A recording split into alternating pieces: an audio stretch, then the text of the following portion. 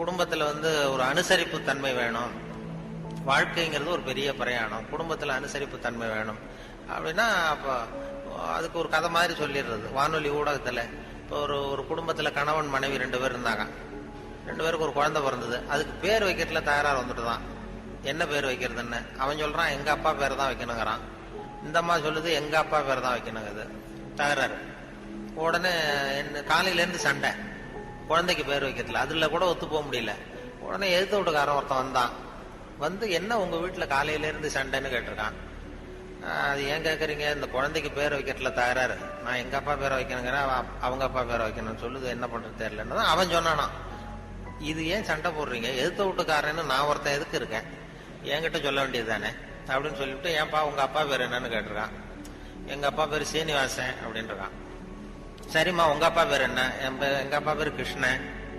இவன் யோசிச்சான், சரி குழந்தைக்கு சீனிவாச கோபாலகிருஷ்ணன் அப்படின்னு பேர் வச்சிருங்க, இதுக்கு ஏன் தகராறு அப்படின்ட்டு போயிட்டான். போனதுக்கு அப்புறம் இவங்க 2 பேரும் பேசிக்கிறாங்க, அது எப்படி இந்த சீனிவாசன் சரி கிருஷ்ணன் சரி, நடுவுல கோபாலம் எங்க இருந்து வந்தான். ஓடி போய் கூப்பிட்டு வந்தாங்களா அவனை, படா வடா கிட்டவா, அது யாரா கோபால அப்படின்னா அது எங்க அப்பா பேரு, நீ அதை மட்டும் எதுக்கு விட்டுட்டு போற, சேர்த்து வச்சுக்கோனா. அதாவது 2 பேருக்குள்ள ஒரு அனுசரிப்பு தன்மை இல்லைன்னா கோபாலன்னு ஒருத்தன் குறுக்க வருவான். அப்படி வரும். அந்த வாழ்க்கையில அனுசரிப்பு தன்மைங்கிறது ரொம்ப அவசியம். வாழ்க்கையில ஒருத்தர் அனுசரிச்சு போறது, அதாவது சந்தேகப்படாம இருக்கணும்னு சொல்லுவாங்க. ஒரு பையன் புதுசா ஒரு பொண்ணை கல்யாணம் பண்ணிட்டு வந்தான். எல்லாரும் என்ன பண்ணிட்டாங்க, ஏய் நீ கல்யாணம் பண்ணிட்டு வந்திருக்க, அந்த பொண்ணுக்கு காது கேட்காதுடா, காது சரியா கேட்காது அப்படின்னு இருக்காங்க. இவன் அதை எப்படி சோதனை பண்றது, டெஸ்ட் பண்றது, அப்படி நேரா கேட்டா சண்டை வந்துடும், உனக்கு காது கேட்குதான்னு கேட்கக்கூடாது. வெளியில போனான்.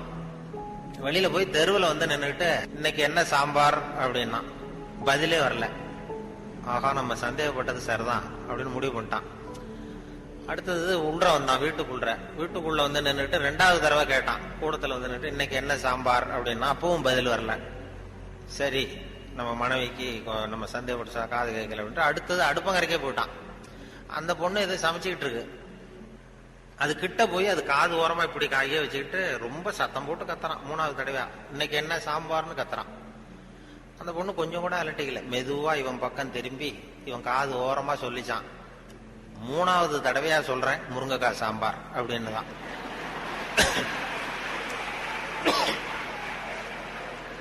இவனுக்கு காது கேட்கல. இவன் அதை போய் குத்துறான். அதான் தன் குற்றம் நீங்கி பிறர் குற்றம் காண்கிற்பின் என் குற்றமாகும் இறைக்குன்னு சொல்லுவாங்க. அதுல திருவள்ளுவர் இதுல என்னன்னா ரொம்ப கிட்டத்துல நமக்கு புத்தி சொல்றவர் அவர் தான். மற்றவங்க எல்லாம் எட்டத்துல இருந்து சொல்லுவாங்க. நீங்க நல்லது செஞ்சா எதுக்கும் கவலைப்படாதீங்க அப்படின்னு எத்தனையோ பேர் உபதேசம் பண்ணுவாங்க. நமக்கு உபதேசம், நீ நல்ல காரியம் செய்யறது நல்ல காரியமா, எதுக்கும் கவலைப்படாது, நீ பாட்டு செஞ்சுட்டு போடா அப்படிம்பாங்க. அது நம்ம மேல ரொம்ப அக்கறை உள்ளவங்க தான் அதை சொல்லுவாங்க. பலனை பத்தி கவலைப்படாத, நீ பாட்டு எதை வேணாலும் செஞ்சுட்டு போ, கடமையை செஞ்சுட்டு போடான்னு உபதேசம் பண்றது இருக்காங்க நிறைய. நன்று ஆற்றல் உள்ளும் தவறுண்டு, அவரவர் பண்பறிந்து ஆற்றா கடை. நீ நல்லது செஞ்சா கூட தப்பு வந்துடும், ஜாக்கிரதையாரு அப்படின்னாரு. அது நம்ம பேர்ல அக்கறை, அவ்வளவு அக்கறை உள்ளவங்க தான் அதை சொல்ல முடியும். இப்ப ஒருத்தன் ஒரு தெருவில் ஒருத்தன் குடிகாரன் நடு ராத்திரி 12 மணி ஆடிக்கிட்டே நிக்கிறான். ஒரு பெரியவர் வந்தார். ஏய் இந்த நேரம் அப்படி அநியாயமா அப்படி ஆடிட்டு நிக்கிறீங்க, உங்க வீடு எங்கடா இருக்குன்னா அண்ணாந்து பார்த்தான். பக்கத்துல பார்த்தார், ஒரு மாடிப்படி மாதிரி படிப்படியா இருக்கு, அங்க ஒரு ரூம் இருக்கு, கதவு இருந்தது. அங்கதான் இருக்கேன்னா பிடிச்சி எடுத்துட்டு போனார். வாடா உன்னை கொண்டு வந்து வீட்டுல விடுறேன்னா வரமாட்டேங்கிறான். நீ வாடான்னு வலுக்கட்டாயமா அந்த பெரியவர் அந்த குடிகாரனை பிடிச்சி தரன்னு இழுத்துட்டு போய் மாடிப்படியில இந்த கதவை திறந்து உள்ள போய் படுறா அப்படின்னா போக மாட்டேங்கிறான். ஒரு வலுக்கட்டாயமா கழுத்தை பிடிச்சி உள்ள தள்ளி கதவை சாத்திட்டு இறங்கி வந்துட்டார். அப்பாடா ஒரு நல்ல காரியம் பண்ணோம். வந்தா இன்னொருத்தன் அதே மாதிரி ஆடிட்டு வரான் கீழே. ஏய் நீ என்னடா பண்ணா, இவனும் அதே மாதிரி ஆடுறான். சரி வாடா உனக்கு இங்கதான் நான் அண்ணந்து பார்த்தான். சரிவா அங்கதான் தங்கியிருக்கேன்னு பிடிச்சி தரன்னு எடுத்துட்டு போய் கதவு திறந்து போடான்னு அவனும் போக மாட்டேங்கிறான். அவனையும் வலுக்கட்டாயமா தள்ளிட்டு மூடி விட்டு கீழே இறங்கி வந்தார். வந்தா 3வது ஆளு ரொம்ப பயங்கரமா ஆடிட்டு வரான். எத்தனை பேருடா இன்னைக்கு இப்படி புறப்பட்டு இருக்கீங்க, எல்லாம் அங்கதான் இருக்கீங்களா அப்படின்னு சொல்லி வாடா மேலன்னு கூப்பிட்டாரு. நான் வரமாட்டேன்னு கத்தனான். அதெல்லாம் முடியாது, ஒன்னு அங்க விட்டுட்டு தான் போவேன்னு அவர் பெரியவர் இழுக்கிறார். இழுத்ததும் உடனே போலீஸ்னு கத்திருக்கான். போலீஸ்காரர் வந்துட்டார். அந்த போலீஸுக்காரர்கிட்ட அவன் புகார் பண்றான், இந்த பாருங்க சார், யாரோ ஒரு பெரியவர் என்னை இந்த வழியா மேல கொண்டு போய் அந்த கதவை திறந்து அந்த பக்கமா இருக்கிற குப்பை குழியில தள்ளி விட்டுட்டு இருக்கிறார் 3 தடவையா.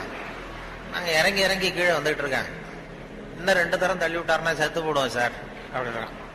இதான் நன்று ஆற்றல் உள்ளும் தவறுண்டு, அவரவர் பண்பறிந்த ஆற்றா கடை. நீ நல்லதுதான் செஞ்சார், தப்பு வந்துடும், அது அவ்வளவு தூரம் அவர் தான் சொல்ல முடியும். அந்த நன்று ஆற்றல் உள்ளும் தவறுண்டு, அவரவர் பண்பறிந்த ஆற்றா. நல்லதுன்னு செய்வாங்க. அப்போ ஒருத்தன் யார்கிட்ட நண்பர்கள்ட்ட கேட்டான், ஒரு 100 ரூபா கொடுங்கடா, ஏதாவது தொழில் செஞ்சு பொழைச்சிக்கிறேன்னு. யாருமே கொடுக்கறதுக்கு ஆள் இல்லை, அருமை இல்லை. உடனே அவன் என்ன பண்ணா, சரி மனிதர்கள் யாரும் நமக்கு உதவி பண்ண மாட்டேங்கிறாங்க, நமக்கு தேவை ஒரு 100 ரூபா, இது கடவுளுக்கே ஒரு லெட்டர் போட்டு பார்ப்போம், அவர் தானே எல்லாரையும் படைச்சார், அவர் கொடுக்குறாரா பார்ப்போம். ஒரு போஸ்ட் கார்டு வாங்கினான்.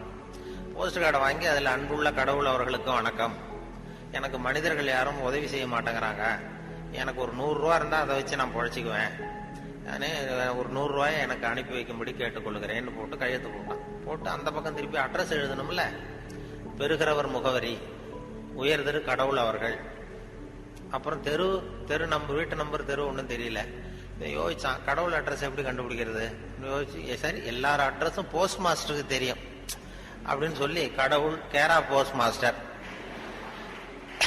அண்ணாமலை நகர் சிதம்பரம்னு போட்டு விட்டான். அந்த போஸ்ட் மாஸ்டர் ஒரு நல்ல எண்ணம் படைச்சவர். அவர் என்ன பண்ணிட்டாரு, யாரோ ஒருத்தன் அப்பாவித்தனமா 100 ரூபா கேட்டிருக்கான், நாமளே அனுப்பிச்சிருவோம், கடவுளுக்கு அனுப்பிதான் அப்படின்னு சொல்லி அங்க போஸ்ட் ஆஃபீஸ்ல வேலை செய்யறவங்கள்ட்ட எல்லாம் உங்களால முடிஞ்சதை கொடுங்கப்பா, ஹெல்ப் பண்ணுங்க, அவனுக்கு உதவி பண்ணுவோம்னா ஆளுக்கு உடனே 5-10 எடுத்து கொடுத்தாங்க. எல்லாரும் சேர்த்தா ஒரு 90 ரூபா சேர்ந்து போச்சு. உடனே சேர்ந்த வரைக்கும் அனுப்பிச்சிருவோம் அப்படின்னு சொல்லி மணி ஆர்டர் ஃபார்ம் எடுத்தாரு. மணி ஆர்டர் கமிஷனையும் அவரே ஒத்துக்கிட்டார். அவரே எடுத்துக்கிட்டு அந்த சேர்ந்த பணம் 90 ரூபாய் வச்சு அந்த அவனுக்கு அனுப்பிச்சிட்டாரு. அவன் வாங்கிட்டான். வாங்கி 90 ரூபாய் வாங்கிட்டு மறுபடியும் ஒரு போஸ்ட் கார்டு வாங்கினான். வாங்கி மறுபடியும் கடவுளுக்கே ஒரு லெட்டர் எழுதினான். அன்புள்ள கடவுள் அவர்களுக்கு வணக்கம், நீங்கள் அனுப்பிய பணம் வந்து சேர்ந்தது, ரொம்ப நன்றி. இருந்தாலும் உங்களுக்கு ஒரு யோசனை சொல்ல விரும்புகிறேன், ஆலோசனை, அறிவுரை.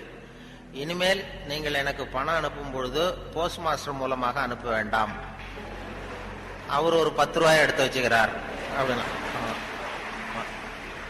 நல்லது செய்ய போய் கெட்ட பேர் வந்துடுது பாருங்க. இதான் நன்று ஆற்றல் உள்ளும் தவறுண்டு, நன்று ஆற்றல் உள்ளும் தவறுண்டு, அவரவர் பண்பறிந்த ஆற்றா கடை அப்படிங்கிறது அதான். அப்படி அதை பண்ணிருக்கிறாங்க. அது ரொம்ப அருமையா இவர் சுத்தானந்த பாரதியார் மொழிபெயர்ப்பு இருக்கு, ஆங்கில மொழிபெயர்ப்பு. அத திருக்குறள் தமிழ்ல எப்படி எழுதியிருக்காரோ அதே அழகில் அவர் ஆங்கிலத்தில் மொழிபெயர்த்திருக்கிறார். சுத்தானந்த பாரதியாருடைய ஆங்கில மொழிபெயர்ப்பு பாத்தீங்கன்னா அப்படியே இருக்கும். அதாவது உடம்போடு உயிரிட என்ன, மடந்தையோட எம்மிடை தொடர்புன்னு ஒரு திருக்குறள் இருக்கும். அதாவது இந்த பெண்ணுக்கும் எனக்கும் உள்ள தொடர்பு எப்படின்னா உடம்புக்கும் உயிருக்கும் உள்ள தொடர்பு மாதிரி அப்படின்னு அந்த இதுல திருவள்ளுவர் எழுதியிருப்பார். உடம்போடு உயிரிட என்ன, மற்றென்ன, மடந்தையோடு எம்மிடை தொடர்பு. காலை நேரம் கடற்கரை ஓரம் காலை வீசிக்கிட்டு கையை வீசிக்கிட்டு ஏதோ சண்டைக்கு போற சிப்பாய் மாதிரி எல்லாரும் நடந்து போயிட்டு இருக்கிறாங்க. நடைப்பயிற்சி. அதுல நமக்கு தெரிஞ்ச ஒருத்தர் எதிரில் வந்தார் ரொம்ப வேகமா. என்ன சார் வாக்கிங்க அப்படின்னு கேட்டோம். அவரால் ஆமாம்னு பதில் சொல்ல முடியல, அவ்வளவு கஷ்டம். மூச்சு விடுறதுக்கு வாயை திறந்து மூடிட்டு இருக்கிறார். எங்க பேசுறது? கொஞ்சம் நின்று நிதானிச்சு மூச்சு விட்டுட்டு அதுக்கப்புறம் சொன்னார் ஆமா அப்படின்னு. என்ன சார் இவ்வளவு வேகம்னு? உங்க பேச்ச கேட்டுட்டு தான் சார் நடக்க ஆரம்பிச்சோம். நீங்க தான் அடிக்கடி சொல்லிட்டு இருந்தீங்க நடக்கிறது நல்லதுன்னு. அன்னையிலிருந்து ஆரம்பிச்சுட்டேன், ஆனால் ரொம்ப கஷ்டமா இருக்குது சார். இப்ப பாருங்க, உங்ககிட்ட சுலபமா பேசக்கூட முடியல, மூச்சு வாங்குது, உடம்பு கூட வலிக்கிறது மாதிரி இருக்கு அப்படின்னு அவர் பாட்டுக்கு பேச ஆரம்பிச்சுட்டார். உங்களை யாரு சார் இவ்வளவு வேகமா நடக்க சொன்னது? வேகத்தை குறைங்க, மெதுவா நடங்க அப்படின்னோம். நீங்க நடக்கிறதுனால என்னென்ன சௌகரியம்னு அன்னைக்கு சொன்னீங்களே தவிர சௌகரியமா நடக்கிறது எப்படின்னு சொல்லலையே அப்படின்னாரு அவர். இன்னமும் லேசா மூச்சு வாங்கிட்டே சொன்னா கூட இவரு சொல்றதுலயே ஒரு நியாயம் இருக்கு. சங்கீத வித்வான்கள்ல பல வகை உண்டு. சில குறிப்பிட்ட ராகங்களை பாடுறதுல அவங்களுக்கு பெருமை வர்றது உண்டு. ஆனா ஒருத்தர் இருந்தார், அவரால் ஒரு ராகத்துக்கே பெருமை வந்தது. அந்த ராகத்தை அவர் வாசிச்சு கேட்கணும் அப்படின்னு சொல்லுவாங்க. அது என்ன ராகம்னா தோடி ராகம். சரி, அந்த வித்வான் யாருன்னா அவர் தான் திருவாவடுதுறை ராஜரத்னம் பிள்ளை. பேராசிரியர் கல்கி ஒரு சமயம் தம்முடைய பத்திரிகையெல்லாம் எழுதினாராம். அதை அப்படியே படிக்கிறேன் கேளுங்களேன். ஆகா, ஸ்ரீ ராஜரத்னம் பிள்ளையின் தோடி ஆலாபனையை முதலில் கேட்டபோது அவருடைய கற்பனையை விட்டு தள்ளுங்கள். நம்முடைய மனதில் என்னென்ன இன்பமயமான கற்பனைகள் எல்லாம் உதித்தன. குழந்தை தாயிடம் கொஞ்சம் குரலை கேட்டோம், அன்னை குழந்தையிடம் கொஞ்சம் குரலை கேட்டோம், ரதியும் மன்மதனும் பேசிக்கொண்ட காதல் மொழிகளை கேட்டோம். முருகன் சிவபெருமான் செவிகுளிர மொழிந்த உபதேசத்தை கேட்டோம். கலைமகள் கவிஞனுக்கு அருளிய ஆசி மொழிகளை கேட்டோம். நாரத முனிவருடைய தம்பூரா சுருதியை கேட்டோம். ராவணன் தன் எலும்பை ஒடித்து வீணையாகச் செய்து வாசித்த கானத்தை கேட்டோம். கானப் பறவைகளின் கலகல ஒலியை கேட்டோம். கோலக் குயில்களின் குரல் இனிமையை கேட்டோம். இப்படிலாம் பேராசிரியர் கல்கி விமர்சனம் எழுதியிருக்கிறார். திருவாவடுதுறை ராஜரத்னம் பிள்ளை அவர்களுடைய வாசிப்பை கேட்டுட்டு டி.என். ராஜரத்னம் பிள்ளை இறந்து போனார். அப்போ கவிஞர் கண்ணதாசன் எழுதினார், செவியனில் ஓடி எங்கள் சிந்தையில் ஓடி இந்த புவியெல்லாம் ஓடி நின்பார் பொங்கிய தோடி வேறெங்கு எவரிடம் போகும் ஐய இனி அதை காப்பார் யாவர் அவிந்தனின் சடலத்தோடே அவிந்தது தோடிதானும் அப்படின்னு எழுதினாராம். அந்த அளவுக்கு அவருடைய தோடியை ரசித்தவர்கள் உண்டு. அதே மாதிரி தோடின்னா என்னன்னு தெரியாமலே அவரை ரசித்தவங்களும் அந்த காலத்துல உண்டு. அதாவது ஒரு பெரிய சபையில இவர் வாய்ச்சிக்கிட்டு இருக்கிறார். பாதியில ஒரு பெரிய மனுஷன் உள்ள வந்தார். அவர் உடம்புல பட்டு வேஷ்டி, ஜருக, அங்கவஸ்திரம், வாயில வெத்தலை, வாசனை புகையில, காதுல வைரக்கடுக்கன், கழுத்துல தங்க சங்கிலி, கை விரல் பூரா மோதிரம், கையில ஒரு வெள்ளி வெத்தலை புட்டி, உதவிக்கு 2 பேர் பக்கத்துல. இவ்வளவு பந்தாவோட வர்றார் கச்சேரி கேட்கறதுக்கு. இப்படி வந்தவர் முதல் வரிசையில உட்கார்ந்தார். வித்வான் வாசிச்சு முடிச்சதும் இவர் அவரை பார்த்து, ஐயா நீங்க தோடி வாசிக்கிறதுல ரொம்ப கெட்டிக்காரர்னு கேள்விப்பட்டிருக்கேன், அதை கேட்கறதுக்காக தான் மெனக்கிட்டு வந்திருக்கிறேன், அதை வாசிங்களேன் அப்படின்னாராம் இந்த பெரியவர். ராஜரத்னம் பிள்ளைக்கு ஒன்னும் புரியல. ஏன்னா இதுவரைக்கும் அவர் வாசிச்சுக்கிட்டு இருந்ததே அந்த தோடி ராகத்தை தான். அதை வாசிச்சு முடிச்சதும் அதை வாசிங்களேன்னு இவர் கேட்கிறார். அப்படின்னா இவரோட ஞானம் எப்படிப்பட்டது?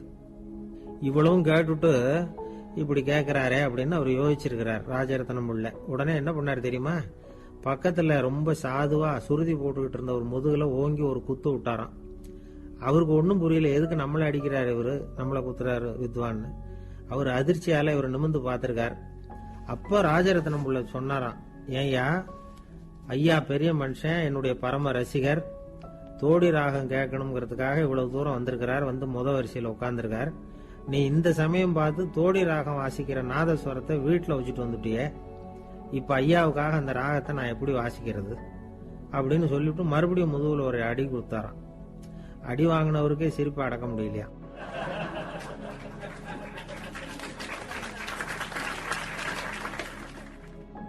ஒரு மனுஷனை பார்த்து என்கிட்ட வாலாட்டாதே அப்படின்னு சொன்னா அவன் நம்ம கிட்ட ஏதோ வம்புக்கு வர்றான்னு அர்த்தம். ஒரு நாயை பார்த்து யாரும் என்கிட்ட வாலாட்டாதே அப்படின்னு சொல்றது இல்லை. ஏன்னா நாய் வாலாட்டுனா அது நம்ம கிட்ட தன்னுடைய நன்றியை தெரிவிக்கிறதாக நினைச்சுக்கிட்டு இருக்கிறோம். ஆனா அது அப்படி இல்லை அப்படின்னு சொல்றாங்க அது சம்பந்தமான நிபுணர்கள்.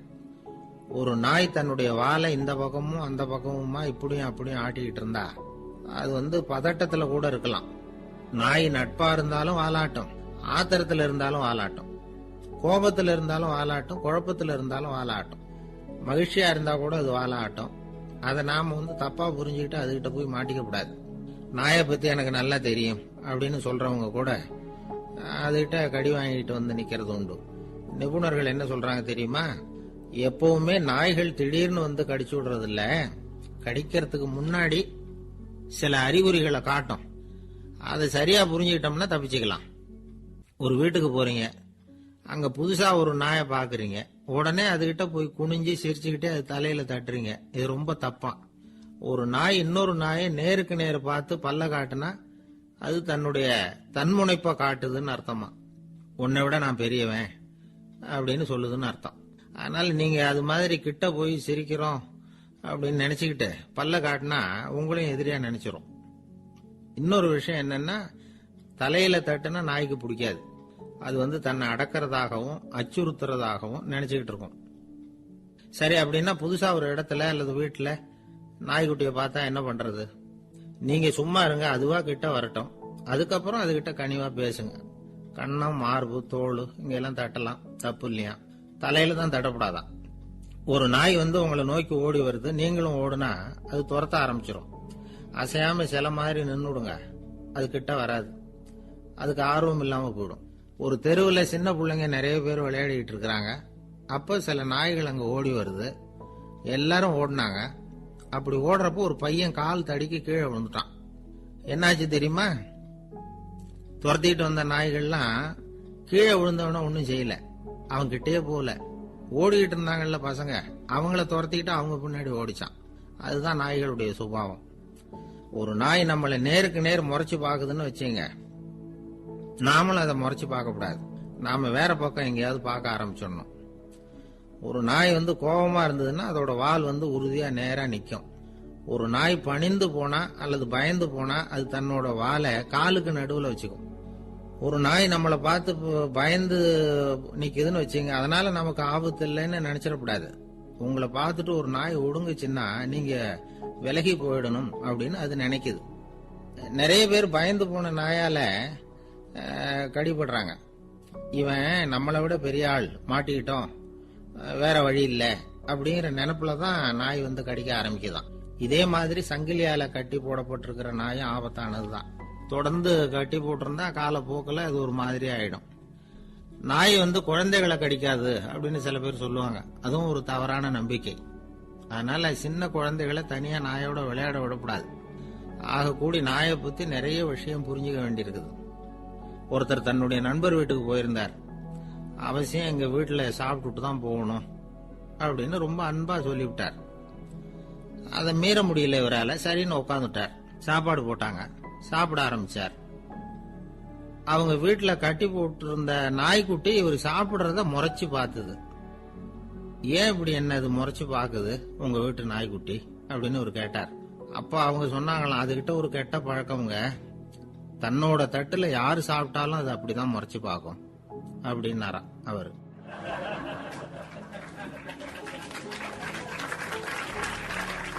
ஒரு நாள் காலை நேரம் ஒரு குரு படுக்கையை விட்டு எழுந்திருக்கிறார்.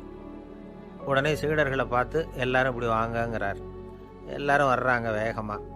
என்னங்க வேணும் உங்களுக்கு அப்படிங்கிற மாதிரி எல்லாரும் குருவை பார்த்தாங்க பயபக்தியோட. குரு அந்த சீடர்களை பார்த்து, இதை பாருங்க, இப்போ நான் ஒரு சிக்கலான விவகாரத்தில் மாட்டிக்கிட்டு இருக்கிறேன், அதை நீங்கள் தீர்த்து வச்சா நல்லதுன்னார். சீடர்களுக்கு ஒன்றும் புரியல. என்ன இது இவர் இப்படி சொல்கிறாரு? நமக்குள்ள எல்லா விவகாரங்களையும் தீர்த்து வைக்கிறவர் நம்ம குருநாதர், அவருடைய விவகாரத்தை நாம் தீர்த்து வைக்கிறதா? ஆச்சரியமாக இருக்குதே, குருநாதருக்கே சிக்கலா அப்படின்னு யோசனை பண்ண ஆரம்பித்தாங்க.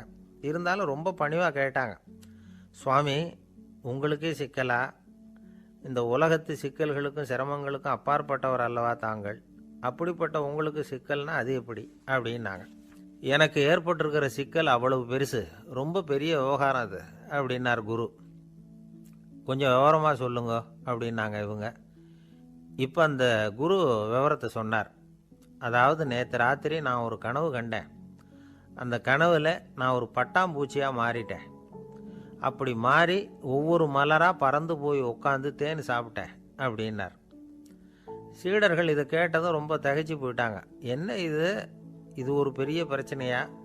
ஒரு சாதாரண கனவு கண்டதுக்காகவா இந்த காலை வேளையில் நம்மளையெல்லாம் குருநாதர் இவ்வளவு அவசரமாக கூப்பிட்டுருக்கார் அப்படின்னு நினச்சாங்க. இருந்தாலும் கேட்டாங்க, இதில் என்ன சிக்கல் சுவாமி? கனவுங்கிறது எல்லாருக்கும் வரத்தானே செய்யும் அப்படின்னார் ஒரு சீடர். சீடர்களே, பிரச்சனை அது இல்லை. நான் இன்னைக்கு காலையில் கண்ணு முழிச்சு பார்த்தப்போ நான் நானாக மறுபடியும் மாறிட்டேங்கிறத தெரிஞ்சுக்கிட்டேன். இதில் சிக்கல் என்னன்னா, இப்போ அந்த பட்டாம்பூச்சி தான் நானாக ஆயிட்டதாக கனவு கண்டுகிட்டு இருக்கா அப்படிங்கிறது தான். ஒரு மனுஷன் பட்டாம்பூச்சி ஆகிறதாக கனவு காண முடியுங்கிறப்போ அந்த பட்டாம்பூச்சியும் மனுஷனாக ஆகிறதாக கனவு காண முடியும் இல்லையா? இப்போ எனக்கு யதார்த்த நிலை தெரியணும், எது நிஜம்னு தெரியணும். நேற்று ராத்திரி நான் கண்டது கனவா அல்லது இது பட்டாம்பூச்சி கண்டுகிட்டு இருக்கிற கனவா? இதுதான் குரு கேட்ட கேள்வி. இதை கேட்டதும் சீடர்கள் ரொம்ப குழம்பி போயிட்டாங்க. சுவாமி, இது வரைக்கும் நாங்கள் தூங்குறப்ப பார்க்கறது கனவுன்னு, மூழ்கிட்டு இருக்கிறப்ப பார்க்கறது நனவுன்னு நம்பிக்கிட்டு இருக்கிறோம். இப்போ எங்களை ரொம்ப குழப்பிட்டீங்க, இதுக்கு பதில் சொல்ல எங்களுக்கு சக்தி இல்லை அப்படின்னு சொல்லிவிட்டாங்களாம். அதுக்கப்புறம் அந்த குரு சொன்னாராம், நினைவு தான் முக்கியமான அம்சம். முடிவு கட்டம்னா பகலின் நினைவுகளை விட இரவின் கனவுகளே ரொம்ப உண்மை. ஒருத்தன் தூங்க போனால் தூங்கிக்கிட்டே இருந்தால் அவன் காணும் கனவு பொய்ங்கிறத அவன் உணர மாட்டான். ஒவ்வொரு கனவும் காணும் பொழுது அது ரொம்ப உண்மையாக தான் தெரியுது. ஒரு கனவு கூட உண்மை இல்லைன்னு கனவுல தோன்றுவதே இல்லை அப்படின்னார் குரு. அகில வாழ்வு அத்தனையும் சொற்பனம் கண்டாய் அப்படிங்கிறார் தாயுமானவர். ஆகையினால நம்ம கனவுலேருந்து நாம் என்னைக்கு முழிச்சுக்க போகிறோம் அப்படிங்கிறது தான் ஒரு முக்கியமான கேள்வி. ஒருத்தர் வந்தார், காலில் கட்டோடு வந்தார். என்னங்க காலில் கட்டுன்னு? சார், நேற்று ராத்திரி தூக்கத்தில் எங்கள் வீட்டு கூரையில் ஏணியை சாத்தி வச்சு இறங்கினப்போ வழுக்கி விழுந்து காலை உடச்சிக்கிட்டேன்னார். உங்கள் வீட்டில் தான் ஏணியே கிடையாது சார் அப்படின்னு. உண்மைதான் சார், நான் கீழே விழுந்து முழிச்சுக்கிட்டதுக்கு அப்புறம் தானே ஏணி இல்லைங்கிறது எனக்கு ஞாபகம் வந்தது அப்படின்னார்.